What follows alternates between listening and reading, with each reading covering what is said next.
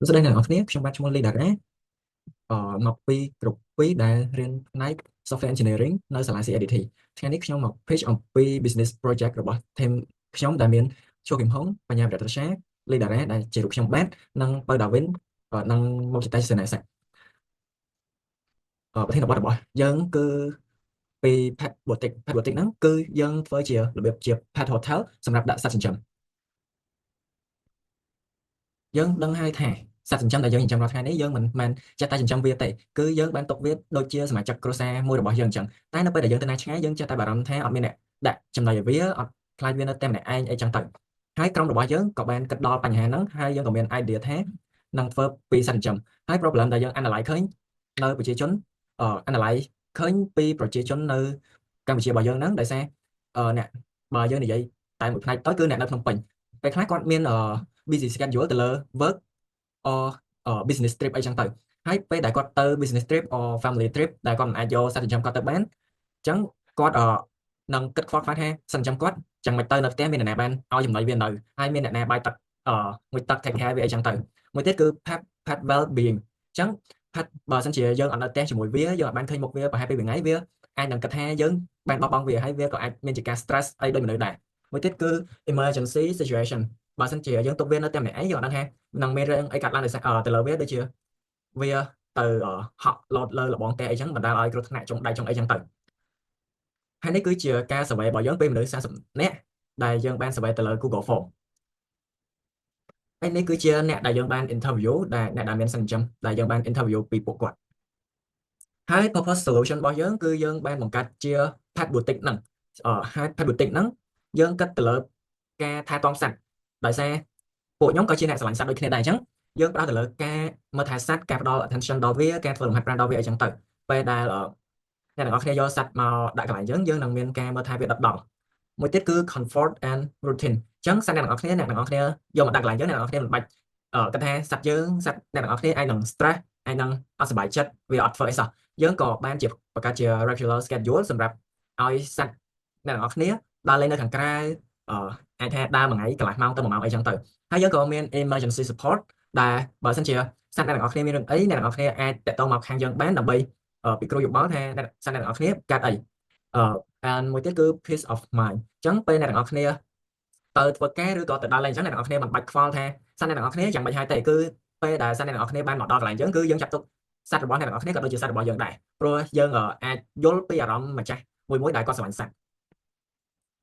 ហើយនេះគឺជា prototype កន្លែងរបស់យើងដែលយើងមានដូចជាកន្លែងងូតទឹកឲ្យសត្វកន្លែងលេងរបស់សត្វហើយនិងកន្លែងដែលសត្វដែលយើងទុកសត្វនៅឲ្យវាដេកអីចឹងទៅហើយយើងក៏មានផ្ដល់ជូនជា membership for customer គាត់អាចជាទិញជា gold package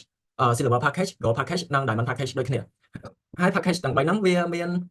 benefit ខុសៗគ្នាចឹងទៅហើយក៏វាមានតម្លៃខុសៗគ្នាដែរដូច silver package ហ្នឹងយើងផ្ដល់ជាចំណីផ្ដល់ជាទឹកយើងឲ្យសត្វអ្នកនរគ្នាដើរ30នាទីក្នុងពេលមួយថ្ងៃអីចឹងទៅហើយយើងមានជាកន្លែងដាក់សិនអញ្ចឹងហើយយើងនឹងសម្អាតវាជានិច្ចមកហើយ daily photo update អីចឹងទៅសម្រាប់ diamond package យើងគ្រាន់តែបន្ថែមការដើរកន្លះម៉ោងទៀតដល់សត្វអ្នកនរគ្នាហើយយើងមាន video call update ពី situation របស់សត្វអ្នកនរគ្នាចឹងទៅហើយសម្រាប់ diamond package ហ្នឹងយើងផ្ដល់ជា benefit ច្រើនជាងមុនដែលយើងមាន training reinforcement ហើយយើងក៏មានemergency assistant 24ម៉ោងក្នុងមួយអាទិត្យផងដែរហើយសម្រាប់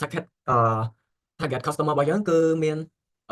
gender ប្រុស and ស្រីហើយអាយុចាប់ពី15ទៅ45ឆ្នាំឡើង and income របស់គាត់អាចពី500 up ទៅហើយយើង focus on អ្នកដែលរស់នៅក្នុងភ្នំពេញនិងអ្នកដែលរស់នៅក្នុងភ្នំពេញនិងគាត់ជាអ្នកស្រឡាញ់សត្វពិតប្រាកដហើយសម្រាប់ value proposition របស់យើងគឺ all in one pet care អញ្ចឹងពេលអ្នកទាំងអស់គ្នាយកសត្វមកកន្លែងយើងមាន provide service ដូចជាផ្ដល់ចំណីឲ្យសត្វយើងមានជាពេទ្យយើងមានជាថ្នាំព្យាបាលសត្វមានជាវ៉ាក់សាំងសម្រាប់ការពារសត្វអីចឹងទៅ Anco Easy Pet Picking Pick up ហ្នឹងយើងបានផ្ដល់ជូនអ្នកទាំងអស់គ្នានៅសេវា pick up សត្វអ្នកទាំងអស់គ្នាដល់ទីតាំង and delivery សត្វអ្នកទាំងអស់គ្នាដល់ទីតាំងអញ្ចឹងអ្នកទាំងអស់គ្នាមិនភ័យថាអ្នកទាំងអស់គ្នាត្រូវឡើងឡានម៉ោងប៉ុណ្នេះអីចឹងទៅអញ្ចឹងអ្នកទាំងអស់គ្នាគិតថាកន្លែងយើងឆ្ងាយកន្លែងអ្នកទាំងអស់គ្នាយកសត្វមកដាក់ឲ្យអ្នកទាំងអស់គ្នាឡើងឡានទៅ travel អីអត់តន់ចឹងតែអញ្ចឹងយើងមានក្រុមការងារសម្រាប់ pick up and delivery ជូនអ្នកទាំងអស់គ្នាហើយកន្លែងរបស់យើងក៏ផ្ដល់ជា luxury pet experience ទៅសត្វអ្នកទាំងអស់គ្នាផងដែរហើយនេះគឺជា market validation របស់យើងដែលយើងបាន survey ពីមនុស្ស60នាក់ដែលគាត់មានសិទ្ធិចិញ្ចឹមក្នុង60នាក់ហ្នឹងយើងរកឃើញថា44.4%គាត់actually need the place for their pet and យើងរកឃើញថា maybe ប្រហែលគាត់ត្រូវការសេវាកម្មរបស់យើងមានតែ31.7%ទេហើយសម្រាប់អ្នកអត់ហ្មងគឺមាន15%ហើយអ្នកអត់ទាន់ច្បាស់មានតែ7.9%ទេក៏គម្រោងនឹងមាន partnership ជាមួយនឹងកសិដ្ឋាន